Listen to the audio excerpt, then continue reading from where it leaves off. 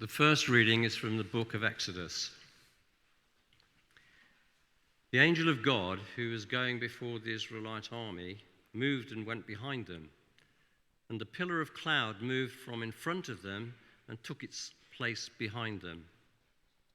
It came between the army of Egypt and the army of Israel, and so the cloud was there with the darkness, and it lit up the night.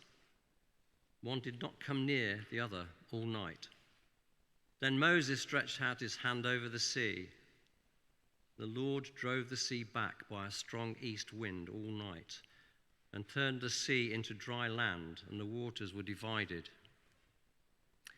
The Israelites went into the sea on dry ground, the waters forming a wall for them on their right and on their left. The Egyptians pursued and went into the sea after them, all of Pharaoh's horses, chariots, and chariot drivers.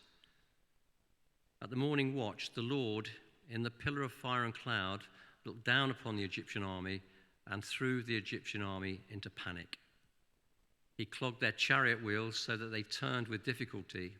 The Egyptians said, "Let us flee from the Israelites, for the Lord is fighting for them against Egypt." Then the Lord said to Moses, "Stretch out your hand over the sea so that the water may come back upon the Egyptians, upon their chariots and chariot drivers."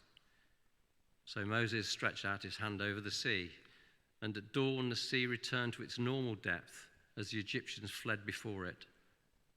The Lord tossed the Egyptians into the sea.